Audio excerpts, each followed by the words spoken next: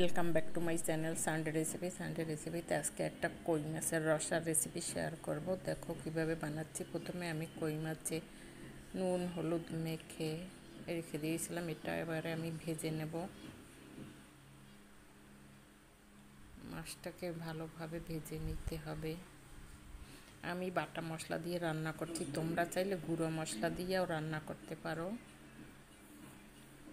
মাছ ভাজা হয়ে গেছে, নামিয়ে নিচ্ছি। আর এখানে আমি জিরা ধনিয়া শুকনো লঙ্কা আদা একটুখানি ভিজিয়ে রেখেছিলাম, এবার আমি এটাকে বেটে নেব। তোমরা শুকনো গুঁড়ো মশলা একটুখানি জলে ভিজিয়ে দিয়েও রান্না করতে পারো। বাটা হয়ে গেছে, এবারে আমি মশলাটাকে তুলে নিয়েছি। মশলা তুলে নিচে কড়াইয়ে জল দিয়ে এখানে পরিমাণ মতো হলুদ গুঁড়ো লবণ আর বাটা মশলাটা আমি গরম জলের মধ্যে দিয়ে দিয়েছি। জলটা ফুটে উঠেছে, এবারে আমি ভেজে রাখা মাছটা ওর মধ্যে দিয়ে দেবো। এবার আর একটা শুকনো খোলায় আমি গোটা গরম মশলা একটুখানি ভেজে এটাকে বেটে নেব।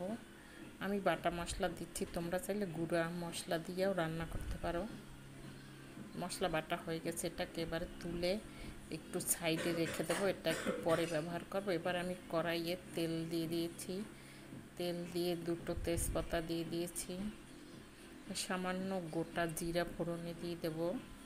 এবারে আমি মাছের ঝোলটাকে এই কড়াইয়ে ঢেলে দেব।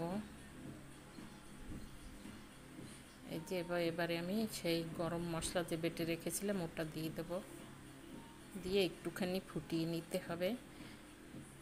এই যে হয়ে গেছে, নামিয়ে নিয়েছি। দেখো দেখতে কত সুন্দর হয়েছে, এটা খেতেও কিন্তু ভীষণই ভালো। তোমরা বাড়িতে একবার বানিয়ে খেয়ে দেখতে পারো।